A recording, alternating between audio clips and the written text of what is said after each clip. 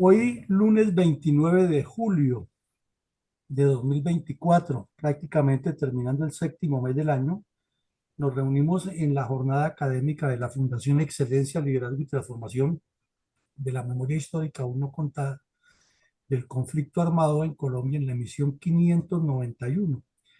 Y vamos a analizar un caso interesante que fue una operación que hizo la 13ª Brigada en el área urbana del municipio de Mesitas del Colegio, paradisíaco municipio, muy veraniego, muy agricultor, muy bucólico, a escasa hora y media de la capital de la República, en la cual fue capturado el narcotraficante y terrorista Fernando Orozco Orrego, uno de los principales cabecillas del ELN, quienes se encontraban en una reunión delictiva planeando cometer desmanes y delitos contra los habitantes de la capital de la República y proyectando la extensión de este grupo criminal en un área donde no tenían presencia rural. Adelante, mi Cornelio. ¿Cuál es la importancia geoestratégica del municipio de Mesitas del Colegio en Cundinamarca? Este municipio, como vemos en los dos mapas que tenemos frente en la pantalla, es o está ubicado en el centro occidente del departamento. Está al occidente de Bogotá. Realmente, como decíamos en el preámbulo, a una hora, hora y media, depende el flujo de transporte y la hora en que se haga el viaje, con un clima espectacular. ¿Por qué? Porque sabemos que el departamento de Cundinamarca está asentado sobre la cordillera oriental, lo vemos aquí, todo el departamento, en todo el centro del país, además de, y la capital de la República queda aún más en el centro del país. Y la parte alta de la cordillera está sobre el páramo de Sumapaz en el centro sur y sobre la capital en el altiplano que comienza en Boyacá y termina en Cundinamarca, o comienza en Cundinamarca y termina en Boyacá, como se estudia el mapa. Se inicia un descenso rápido de la cordillera hacia el Valle del Magdalena por el occidente, que es muy cálido, y este municipio está enclavado en la mitad del recorrido. Entonces quiere decir que ya el piso térmico que corresponde a Mesitas del Colegio es mucho más bajo que el de Bogotá y su clima es sencillamente espectacular. Un clima de 20, 22 grados todo el tiempo, un poquitico más frío hacia la parte alta de la cordillera, pero mientras baja más bien va siendo mucho más cálido y hay mucha finca, mucha quinta, mucha casa quinta y como tiene unas buenas vías de comunicación hacia los cuatro puntos cardinales, especialmente hacia la capital de la República, pues tiene un flujo comercial interesante, un flujo turístico importante y una interacción social con el resto del departamento muy importante. Estas fotos nos dicen todo. Vemos un municipio hermoso colocado en la parte baja de la cordillera oriental mientras va descendiendo hacia el occidente con dirección al Valle del Magdalena. Y una foto del parque que no es nada diferente a los parques que tienen nuestros municipios en Colombia. Y aquí a la derecha vemos uno de los grandes cultivos de café que hay en la región y a una joven guía turística explicándole a los turistas que van de la capital de la República cómo se produce el procesamiento de la industria cafetera. Entonces es un municipio que tiene esas condiciones, muy tranquilo, muy apacible, muy bucólico, y el ELN había pensado que allí podría iniciar un proceso bien destructivo de Colombia desde esa región. Mi coronel, ¿cuál era la situación política de Colombia en 1994? Bueno, para entender un poco lo que pasaba en el país mientras el ELN pensaba o estaba buscando asentarse en Cundinamarca, En ese momento estaban en plena campaña electoral los señores Andrés Pastrana y Ernesto Samper, que es la demostración de que lo que está pasando en Estados Unidos y lo que pasó ayer en Venezuela y lo que nos va a pasar en el 26 es que ni el uno ni el otro dan la talla, pero la gente se emociona y asume posiciones que no son.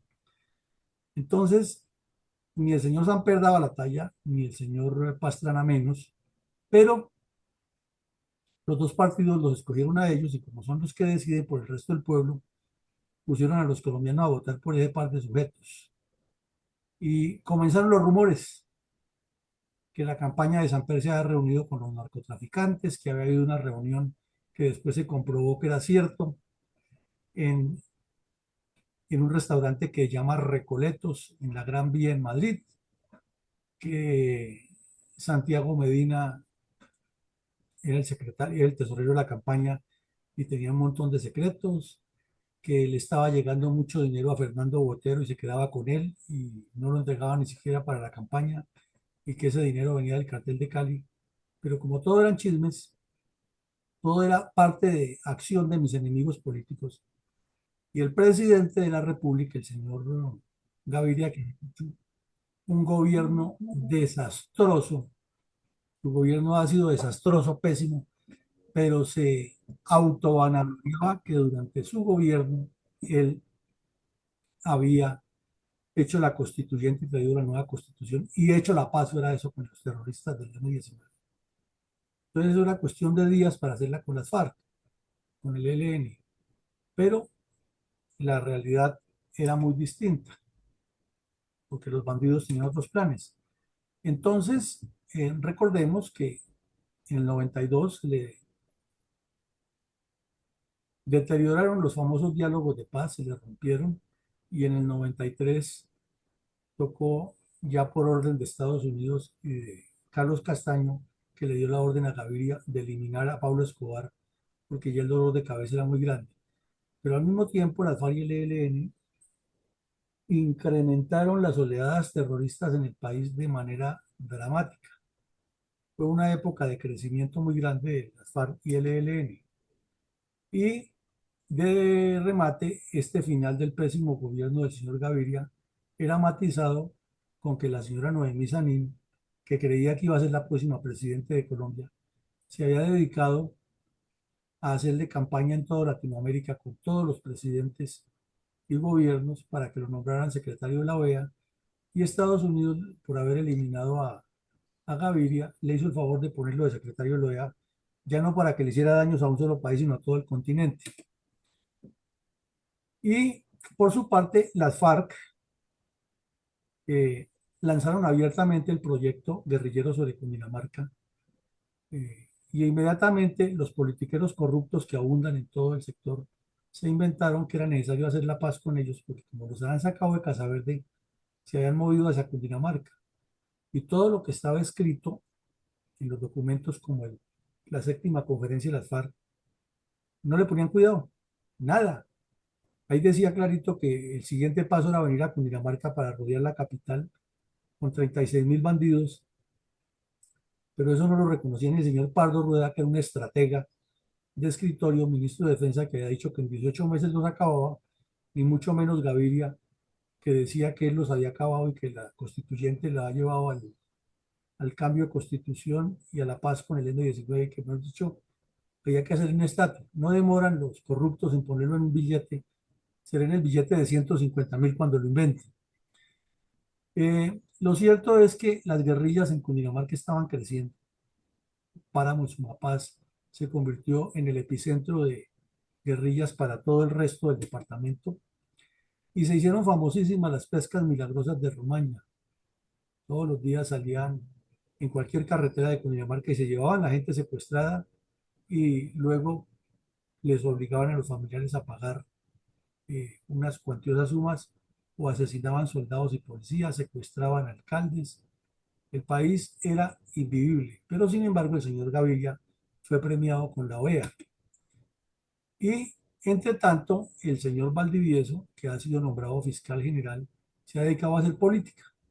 Él era familiar de Luis Carlos Galán, entonces aprovechando esa coyuntura se ha dedicado a politiquear y en breve se inició un proceso que es una vergüenza para Colombia, porque todo el mundo sabe que la campaña de Samper fue financiada por el narcotráfico, como todo el mundo sabe que en 1970 le hicieron un fraude al general Rojas Pinilla, los dos partidos se pusieron de acuerdo para hacerle un fraude, como todo el mundo sabe que ayer hubo un fraude en Venezuela, pero no pasa nada, nada, absolutamente nada, se repiten los hechos. Entonces, el señor Valdivieso, sabiendo esa realidad, en lugar de cumplir la ley como fiscal y hacer más presiones, se dedicó a hacer politiquería, mientras la comisión de absoluciones sacaba al señor Samper de ese problema.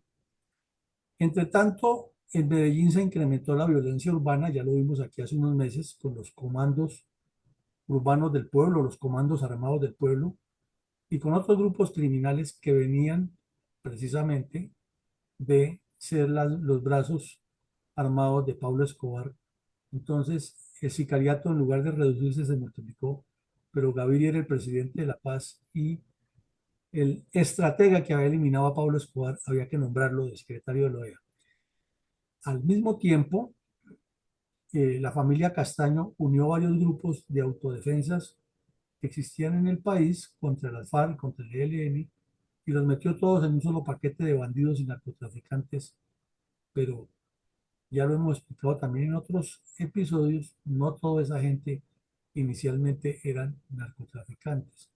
Lo que pasa es que el dinero del narcotráfico los metió allí y el poder de los Castaños, que eran otros narcos pura sangre, logró unificar esos grupos en otros intereses y desviarse del objetivo que tenían, que era combatir como rondas campesinas contra las FARC y el ELN y el EPL. Y inició mejor otro periodo lamentable de desgobierno que es una vergüenza para la historia de Colombia, igual o peor al que tenemos ahora, que fue el de Ernesto Samper Pizano, que no, lo único visible de él es su famoso Sisbén, del resto no dio pie con bola, se mantuvo todo el tiempo con su cinismo, eludiendo las responsabilidades. El vicepresidente que era de la calle, que fue elegido vicepresidente con dinero del narcotráfico, se hizo nombrar embajador en España para ir a vivir sabroso un tiempo y luego se las dio de digno y renunció. Y Pastrana, que no daba la talla para ser presidente ni nunca la ha dado, para, como estadista, como político, se dedicó a hacer campaña sucia contra Samper. Y por su parte, Samper tenía a otro bandido de cuello blanco igual a él, de escudero, que le enseñó Serpa, y el país eh, yendo y viniendo entre lo que decían Serpa y Pastrana acerca del proceso 8000, el ministro de Defensa en la cárcel por bandido, el nuevo ministro fue bloqueado por el general Bedoya, un tal González, que no lo dejó subir por los mismos antecedentes, destituido el Contralor General de la Nación porque recibía plata del cartel de Cali, los Rodríguez Orejuela mandando en el Valle, los herederos de Pablo Escobar en Antioquia, las FARC en Cundinamarca y alrededores, y el ELN en el Catatumbo. Esa era la situación política de Colombia en el 94. Adelante, mi coronel. Mi coronel, ¿cuál era la situación política, organizativa y la capacidad terrorista del ELN en 1994? Se había desintegrado la coordinadora guerrillera Simón Bolívar un año antes por las razones ya expuestas de que no les funcionaron los diálogos de Tlaxcala ni Caracas, porque cada uno volvió a retomar sus caminos, porque todo ese compás de espera que le había abierto las FARC al ELN y de proyección en algunas regiones se fue deteriorando, fueron problemas internos, porque el EPL, también las pocas cuadrillas que quedaban, algunas se pasaron a los grupos de autodefensas con los castaños y otros se integraron a Esperanza, Paz y Libertad, también unidos a los castaños debido a que los estaban matando las FARC, porque la UP entró en franco proceso de deterioro y porque el ejército siguió combatiendo a pesar de los pesares a todos esos grupos criminales. Por su parte, el ELN continuó el desarrollo del plan Vuelo de Águila ya internamente y como tenía prospección sobre Cundinamarca, ya que las FARC le han dado ese espacio, entonces vivió varios eventos. Recordemos que aquí vimos hace poquito que en un seminario en Zacatativá fueron capturados unos bandidos que estaban reunidos y que el curita de allá, que era miembro de la Teología de la Liberación, se hizo el de la vista gorda y dijo que él no sabía que le había alquilado el seminario o la casa esa del seminario vacacional y vocacional para que ahí unos señores fueran a hacer unos estudios, pero que él que iba a saber que eran del ELN. Eso es como pensar que las FARC de Timochenko y las de Iván Márquez no tienen nada que ver. Para la época ya el ELN también estaba metido hasta los tuétanos en narcotráfico y lo negaba y lo sigue negando. Y al día de hoy todos esos capos del cartel del ELN niegan abiertamente que ellos son, como dicen los bandidos en términos coloquiales, traquetos. Pero eso viene de esa época. Entonces, estaban en ese proceso de cómo replantear el ingreso a Cundinamarca, porque pues, el golpe que les han dado un año antes en Faca ha sido fuerte, pero bandido es bandido y regresa. Y estaban ahora en mesitas del colegio, muy cerca de Faca, realmente no es lejos tampoco, replanteando ese ingreso y analizando qué hacer. Y por su parte, las cuadrillas armadas tenían un énfasis especial con las áreas donde se movía el COSE, que era el sur de Bolívar y el Catatumbo, al mismo tiempo con la cuadrilla Calvario Buitrago sobre la autopista Medellín-Bogotá, en los dos Santanderes, especialmente en la región del Chucurí, con la guerra de nervios, el uso de minas antipersona, y en norte de Santander, con la proyección hacia Venezuela y los nexos que ya tenían con el grupo terrorista que apoyaba a Hugo Chávez. Y en Medellín con los comandos del pueblo y en Bogotá también con los comandos del pueblo. Entonces, buscaban una extensión hacia el centro del país, pero el énfasis terrorista estaba en esas regiones. Claro que si revisamos hechos ya muy puntuales, en muchas partes del país seguían cometiendo actos terroristas urbanos como extorsionar, secuestrar y colocar bombas a entidades y personas que no les pagaban a tiempo las extorsiones. Pero el fuerte estaba en esas otras regiones mientras buscaban cómo replantear el ingreso a Cundinamarca. Habían tenido también y tuvieron durante ese año distintos golpes. En el 92 fue capturado en Bucaramanga el terrorista que usaba una Galán, que usaba una cédula falsa y era uno de los cabecillas principales del ELN y ha sido de los negociadores en Caracas y Tlaxcala. Se han producido las deserciones primero del grupo que encabezaba León Valencia y otros bandidos que han sido del EPL, se han unido al ELN y luego se separaron como corriente de renovación socialista y le había quitado fuerza a la Unión Camilista hasta el punto que volvieron a ser ELN a secas y no Unión Camilista. Y esas deserciones se sumaron también a la captura posteriormente de unos bandidos, como ya lo vimos en Faca, que estaban en contubernio con unos curitas. Luego este Domingo, que era el tercero del que vamos a hablar hoy, y meses después la captura de otro terrorista narcotraficante con un prontuario inmenso, que es el tal Belán Viajagua, más conocido como Felipe Torres. En ese tiempo era muy conocido porque usaba el cabello largo y se hacía cola de caballo. Y era otro de los bandidos que se daba una publicidad impresionante y ahora desde el gobierno Uribe y el de Santos lo tienen de negociador de paz. Tiene un montón de órdenes de captura, pero siempre es negociador de paz y no va a la cárcel.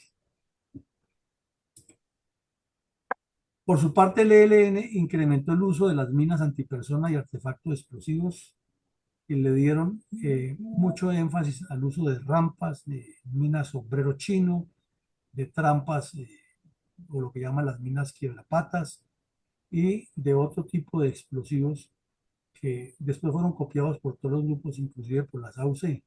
Antes era el ELN y luego los demás.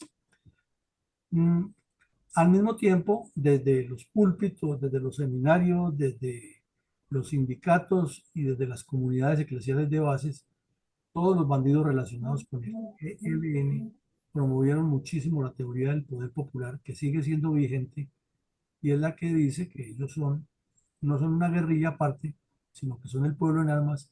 Así es de que nunca se pueden rendir porque es el pueblo que está negociando un cambio de gobierno y que las armas son una propiedad exclusiva.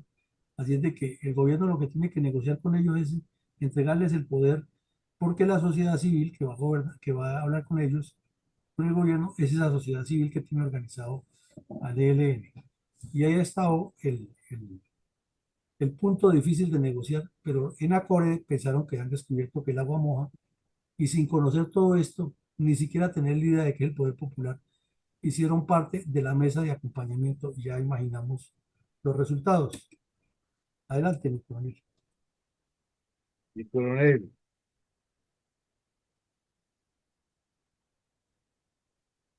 ¿cómo reportaron los medios de comunicación la captura del terrorista Luis Fernando Orozco Ortega, alias Ramiro, en operación de contraterrorismo urbano realizada por tropas de la 13ª Brigada del Ejército en el municipio de Mesitas del Colegio Cundinamarca a comienzos de 1994? Mi coronel, el bandido fue capturado con otros delincuentes y no se sabía quién era. O sea, a lo que me refiero, en los archivos de inteligencia había un amplio prontuario y una gran cantidad de información de los hechos en que ha participado este delincuente, pero no se sabía que él se llamaba Fernando Dos Ortega, sino se tenía como alias Ramiro sin identificar. Y eso mismo pasó con el tal de Pablo Beltrán, que solamente hasta el 98 supimos cómo se llamaba porque un compañero de la universidad le informó a la inteligencia militar en Neiva. Le dijo: mire, ese bandido se llama Israel Pineda y estudió en la Universidad Industrial de Santander, Ingeniería de Petróleos. Y entonces ya se supo, pero antes se le nombraba solamente como Pablo Beltrán, y ya había estado inclusive en diálogos con el gobierno, y no se sabía en inteligencia militar quién era, porque como andan con un montón de cédulas y de cómplices en la registraduría, pues era imposible saberlo. Igual pasó con este delincuente, estaba preso, pero no se sabía quién era, hasta que los servicios de inteligencia interceptaron una llamada entre bandidos que estaban planeando una fuga de la cárcel Modelo, lógicamente en complicidad con la Guardia Penitenciaria, y ya hablaron de quién era, y por alguna de las conversaciones que se interceptaron, se supo que se trataba de un bandido con un prontuario grandísimo en el ELN, que ha sido de los que participó en el asesinato de Jaime Arenas en el 71, y que de ahí para allá había participado en todas las actividades criminales. Entonces, que los documentos que le han encontrado en mesitas del colegio corroboraban que era el que organizaba las oleadas terroristas contra las multinacionales petroleras, especialmente después de la captura de Francisco Galán, otro bandido que aparece gordo y rozagante y ya de edad, con aspecto de bonachón y con un prontuario igual al del mono Jojoy. Mi coronel, ¿cuáles eran los planes delictivos de las FARC por la misma época? Bueno, mi coronel, por la misma época en que fue capturado este bandido, que participó en una gran cantidad de actividades y que para el momento de la captura estaba sindicado de pertenecer o ser el cabecilla de la regional aquí en Bogotá, que como ya lo dijimos, tenía un contacto con las FARC para abrir espacio en Cundinamarca y no pudieron. En ese momento las FARC andaban lanzando una oleada que la denominaron la despedida de San Pedro. Y en Orito Putumayo, en la batería petrolera que hay allá, organizaron un asalto de 400 bandidos encabezados por el Gago Joaquín Gómez y por Fabián Ramírez y el Mocho César, y asesinaron a 24 soldados de 45 que estaban protegiendo la infraestructura petrolera en los límites de Colombia con Ecuador. Ese golpe pues, fue publicado por todos los medios internacionales. Aquí vemos el facímil de lo que publicó el periódico El País de España con fecha 15 de julio del 94. Pero eso no fue el único hecho de la famosa despedida Gaviria. También en Villavicencio asesinaron al comandante de la séptima, de la cuarta división, el general Carlos Julio Gil Colorado, a muy poca distancia de la sede de la séptima brigada. Y en otras partes del país lanzaron una gran cantidad de ofensivas. Aquí en Cundinamarca, la Brigada Móvil número 1 les deshizo un plan terrorista grande.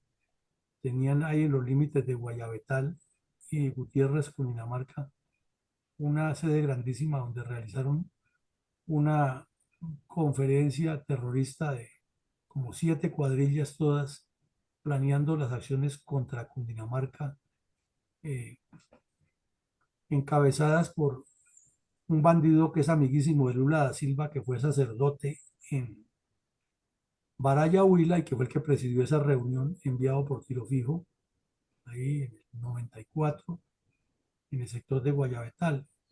Luego vinieron una gran cantidad de combates y en un combate con las fuerzas especiales aquí cerquita a Bogotá, en San Juan de Sumapaz, resultó herido el tal cura Oliverio Cadena y se refugió en Brasil y ella se casó con una brasileña. Y entonces cuando se descubrió quién era y se pidió la extradición, el señor Lula da Silva dijo que por ser ciudadano brasileño no lo podían extraditar. Luego participó muchísimo de consejero en los diálogos de paz de Santos con las FARC y ahí lo tenemos. Ahora vive en el Brasil protegido por Celso Amorín, por Lula da Silva y por el Partido de los Trabajadores, desde allá promoviendo el terrorismo contra Colombia. Eh, pero volviendo al tema, entonces las FARC continuaron con su oleada terrorista, asaltaron el municipio de La Calera una noche y ya eso sí puso las alertas totales porque quería decir que ni de Bogotá se podía salir ya que era o expensas de una acción terrorista o secuestrado por las FARC. El alcalde de Fusagasugá iba entre Bogotá y Fusagasugá en un viaje que ha venido aquí a la capital a hacer coordinaciones en la gobernación. Lo bajaron del vehículo, lo secuestraron y a los pocos días apareció asesinado ahí cerca a Cibaté. Eh, la brigada móvil sostuvo unos combates muy fuertes en San Juan, en San Juan de Sumapaz, en Cabrera, en San Bernardo. Ese año fue muy, muy difícil y fue una actividad permanente de este grupo terrorista. Pero en el occidente de Cundinamarca también se desarrollaron varias acciones criminales, hubo varios asaltos a municipios. Ya hemos visto aquí en otros eventos que en Quipile, en Jacopí, también fue muy recordado el caso de los secuestros de unos alemanes de apellido Bickenbach y otros hechos que ocurrieron después.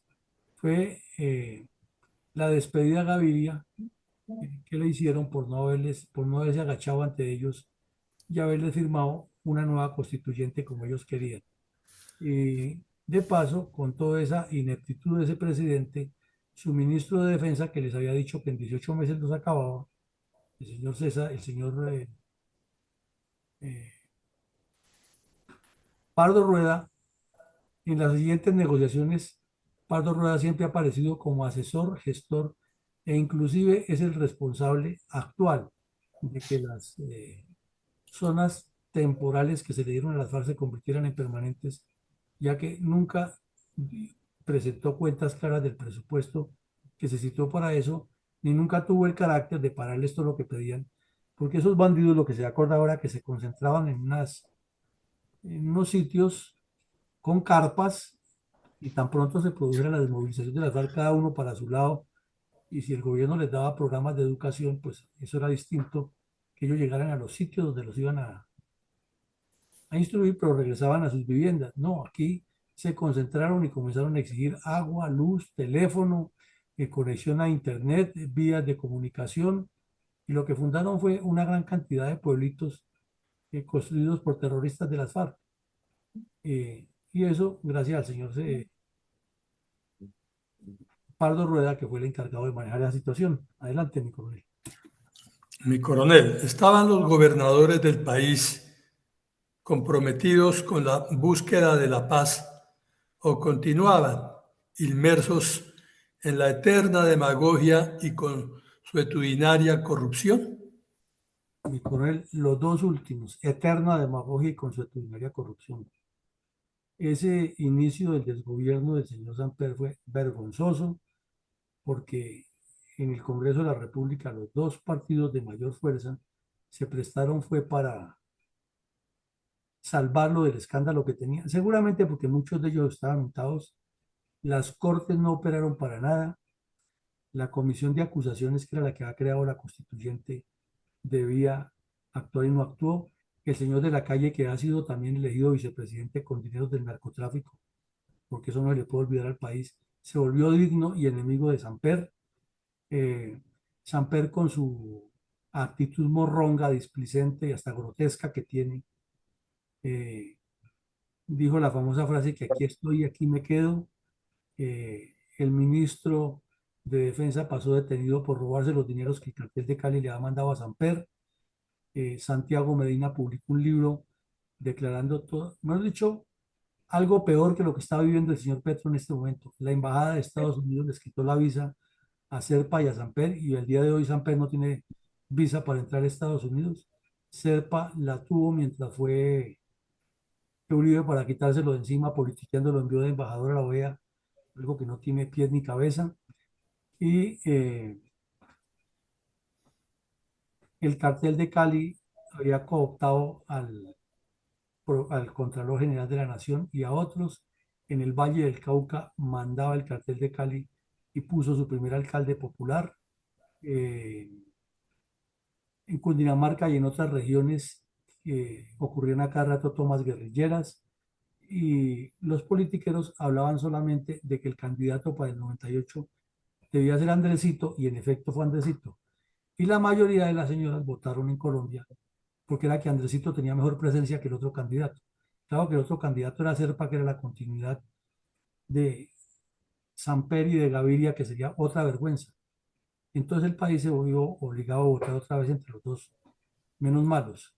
Sería tan putrefacto eso que un politólogo que escribía mucho en el tiempo, de apellido Gómez, publicó un artículo que lo titulaba "El Congreso de la República en Colombia es una asociación para delinquir". Y un bandido rebandido, que era el mono Jojoy, salió y dijo: por primera vez estoy de acuerdo con un político de derecha. Sí, el Congreso de la República es una asociación para delinquir. Entre tanto, en la carretera Medellín-Bogotá, el ELN mantenía asolada esa región, y la tuvo mucho más después cuando llegó el general Herrera Verbel, comandante de la Cuarta Brigada, que tampoco daba pie con bola, y eso era permanente, la acción criminal del ELN sobre esa zona.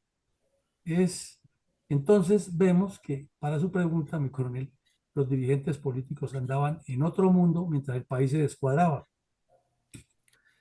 Mi coronel, ¿trajo el proceso de paz de Andrés Pastrana con la FARC tranquilidad y sosiego a los colombianos? No, mi coronel no trajo ninguna. Al contrario, está demostrado que las FARC, que han iniciado esa actividad depredadora, la siguen haciendo, y que cambiaron fue de método. Ahora tienen gente en el Congreso y bandidos regados por todo el país haciendo lo mismo que hacían antes, pero con una representación política importante de 10 congresistas, más otros 16 que metieron. Son 26 más los cómplices que tienen en el pacto histórico. Están legitimados completamente. Y el proceso de paz de Juan Manuel Santos con Timochenko trajo tranquilidad y sosiego a los colombianos en general, así como a las fuerzas militares y a la Policía Nacional. Infortunadamente no, mi coronel, vemos permanentemente en las noticias la información que nos llega que un soldado muerto, dos soldados muertos en el Cauca. En estos días salió el general Federico Mejía e informó que le estaban pagando cierta cantidad de dinero a la gente para que saliera a bloquear a las tropas cada vez que entran a destruir cultivos de coca, so pena de que los matan o se van. Entonces le aplican la famosa regla de Pablo Escobar de los dos metales, plata o plomo. Total, ni las fuerzas militares, ni el país, ni nadie ha tenido sosiego y tranquilidad con el ruidoso pacto de las FARC con el señor Santos. Mi coronel, sin duda, nuestros soldados y policías asesinados por los grupos terroristas, así como los campesinos que han padecido el terrorismo comunista de la FARC-EPL, M-19 y ELN y otros grupos criminales, merecen nuestro reconocimiento con un minuto de silencio.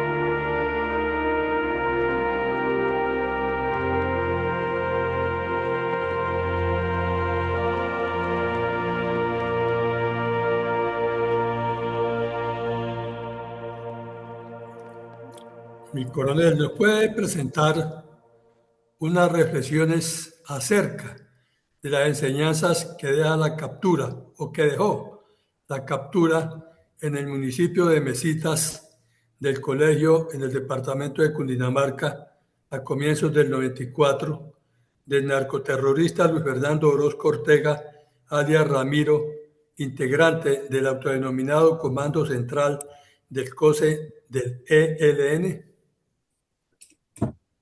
Y con muchas reflexiones y las tomamos confrontándolas con lo que estaba ocurriendo. Esa demostración de que la campaña de Samper fue financiada por el narcotráfico, así como le dijo el humorista Vargasville, él sea tan terco, que Samper es un tipo muy terco, es tan terco que sigue negando que él es responsable de eso, que él tiene la culpa.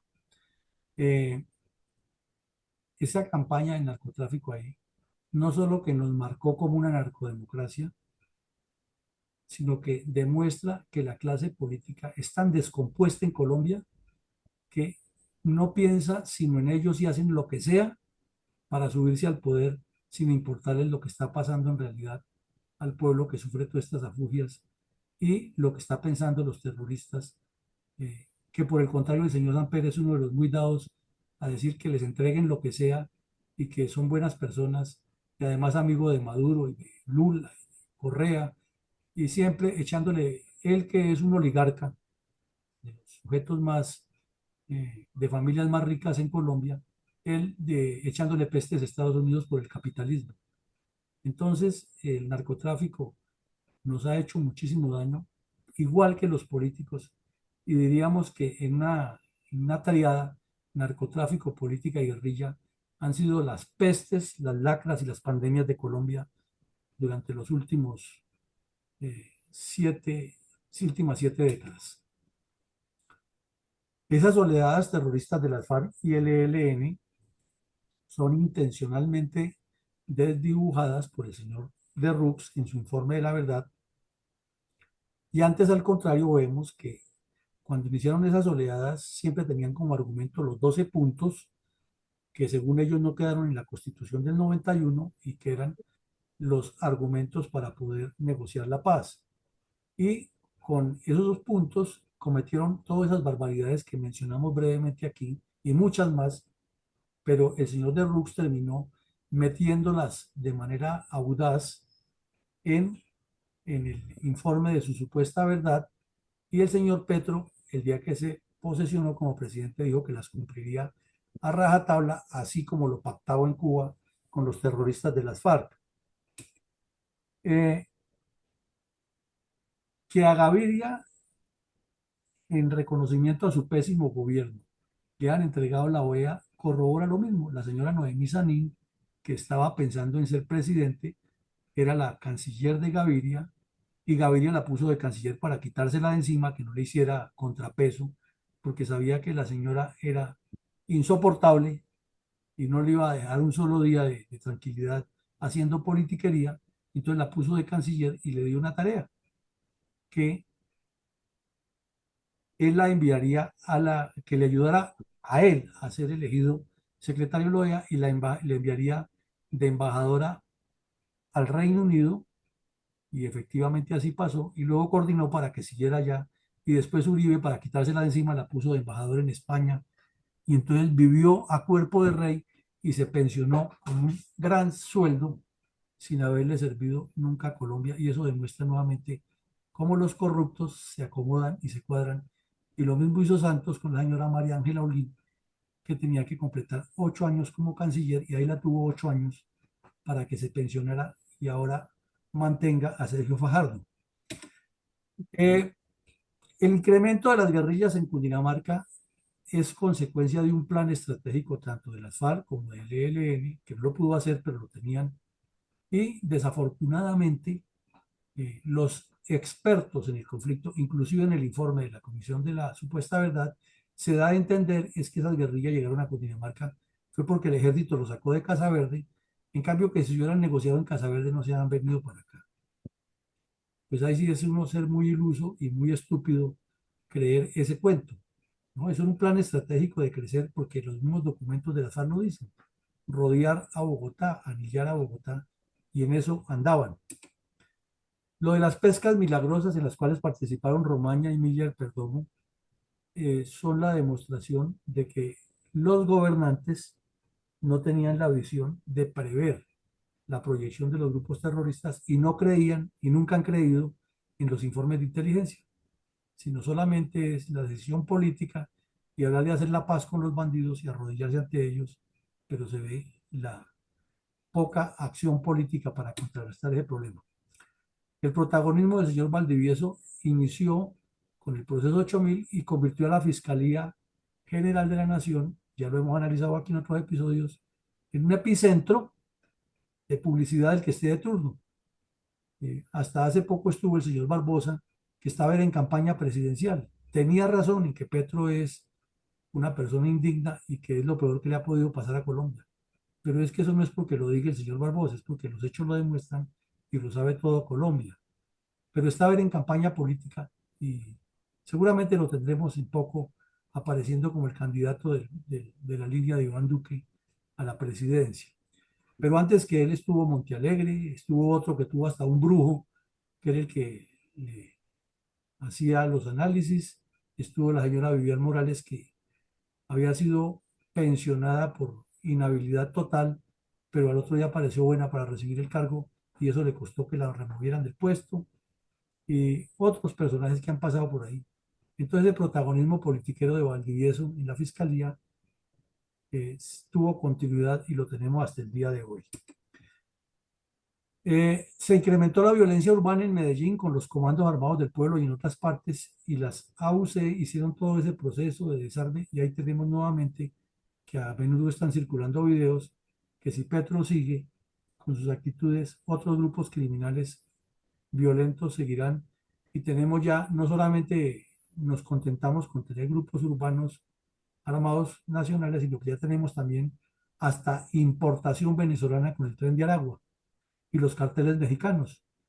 Entonces, en Tumaco, en Buenaventura y en otras regiones del sur del país, hay mafias dirigidas por mexicanos y imponen la ley de la pistola como lo están haciendo en su país, y aquí todo el mundo mira para otro lado porque estamos en la paz total.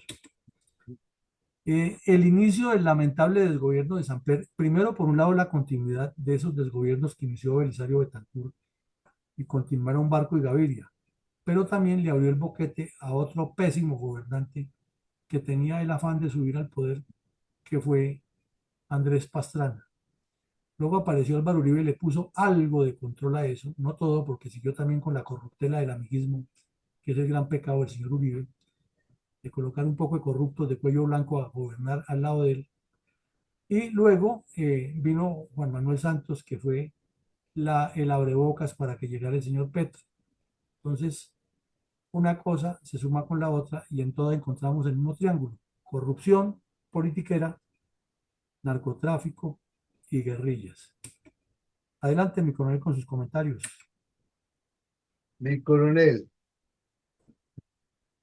los comentarios del día de hoy se titulan Negación, engaño y mentiras respectivas, puras falsedades. A Goebbels, ministro de propaganda de Hitler, se le atribuye la frase de una mentira repetida 1000 veces se convierte en verdad. Y qué bien lo demostró uniendo una serie de acontecimientos que lo llevaron al efecto de la verdad por repetición. Este mecanismo es hábilmente usado por los narcoterroristas bandoleros para seguir utilizando el poder de influencia sobre las mentes y personas que se niegan a conocer y analizar la verdad de los acontecimientos ya vividos, o sea, la memoria histórica de nuestra propia tierra, lo que da a los violentos un caldo de cultivo que penetra mentes y las persuade para que terminen creyendo, siendo así más fácil su manejo, aunque el otro modo es el obligado por la violencia o la destrucción de vidas y bienes de las gentes humildes. De este combinado manejo conocen muy bien politiqueros y bandidos. Por eso, cuando los condenan y meten a la cárcel, van allí sonrientes y gustosos, pues a los pocos días o meses aparecen los abogados corruptos de siempre o los buscavotos que con ese único fin les dan puestos y prebendas para que salgan y sigan delinquiendo. Sigámosle agregando cosas a esta acción. Se firman pactos y acuerdos, o como se les quiera calificar, que solo son cumplidos por lo conveniente y es todo lo que sea el gobierno y las autoridades, porque los bandidos salen a la palestra convertidos en padres de la patria y es allí donde empiezan a cambiar el rumbo de la historia y la reorientación a conveniencia de lo prometido y firmado. Solo como ejemplo, sabemos de la financiación del narcotráfico. Pues bien, han salido a los estrados del Congreso en tono de por sí enojoso y duro a que mediante sus propias palabras, ellos no son narcos. Todo para evadir el cumplimiento de uno de los puntos del pacto, las rutas del narcotráfico.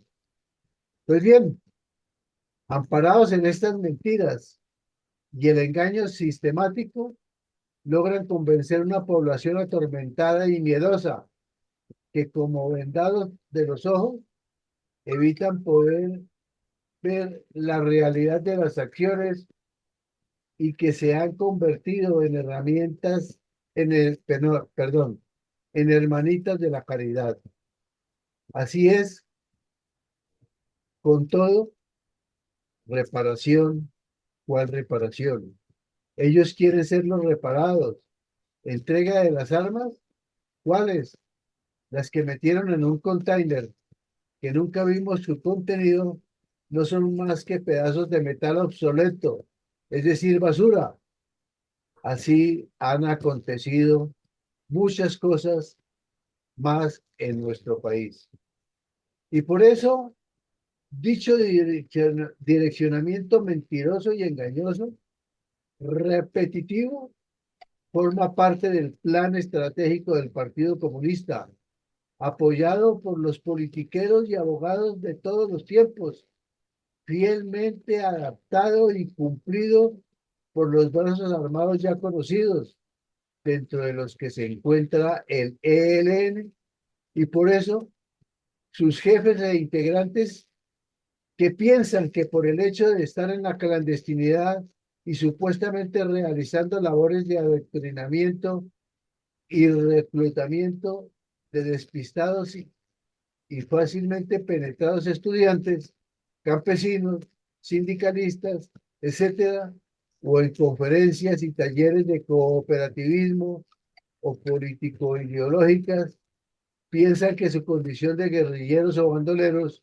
no aplica para ellos, y tal como el del tratado en el día de hoy, Orozco Ortega, alias Ramiro, del COSE, hacia 1994, tercero al mando después del cura Pérez y Gavino, puesto por su peligrosidad en un pabellón de seguridad de la cárcel, empezó a negar su pertenencia al ELN. Pero las evidencias eran contundentes y demostrables, especialmente por el terrorismo que comprometió en pérdidas a las multinacionales petroleras, más de 100 atentados y 6 secuestros, además de una serie de atentados en las principales ciudades del país. Llegó a ser jefe del Frente Urbano Oscar Fernando Serrano Rueda, para que a raíz de la división llegara a ser el tercero al mando a nivel nacional. Su misión era replantear la organización y estructura del ELN, luego de la operación Alorí y la baja de los hermanos Vázquez Castaño, además de estructurar los comandos urbanos que se encargarán del terrorismo en las ciudades, y en 1975 propuso la creación de la Dirección Adicional Provisional que coordinaría la estrategia terrorista en todo el país. Sin embargo, asegura, no soy del ELN, Orozco Ortega. Cordial invitación a todos para que conozcamos más la historia de nuestro país, que no nos dejemos convencer por lo que nos traman politiqueros y bandoleros, siempre con mentiras y falsas promesas, orientadas a esconder y tergiversar la verdad. Por eso, nuestra fundación cuenta ya casi con 600 episodios de la memoria histórica disponibles en sus páginas web, a disposición de todos, para que los escuchemos y veamos en familia y hagamos nuestros propios análisis antes de que sea tarde y nos cambien la realidad. Muchas gracias, mi colega. Bueno, muchas gracias. Este caso es muy interesante, como lo vimos hoy, porque era un terrorista que tenía un prontuario muy grande, que se le descubrió ya estando preso. Casi 2 meses después de tenerlo preso fue que se estableció quién era, porque se eh, filtró el plan que tenía el ELN para sacarlo de la cárcel y se supo realmente quién era. Se sabía que era el ELN, claro, y que lo han cogido con las manos en la masa, pero no se había hecho la cotejación de que era el mismo que tenía un prontuario grandísimo, ya que estaba con otro nombre. Pero bueno, se logró eso. Lo que nos queda de reflexión, como lo anotan ustedes, tanto delincuente que hay metido en el ámbito político, en el ámbito de seguridad nacional, en lo que tiene que ver con la política, cómo se formula, que es la alta dirigencia política del Estado la que tiene que hacer eso, y cómo el narcotráfico se ha infiltrado de manera tan atroz en toda esta violencia, pero ahí surge algo que hemos resarcido también.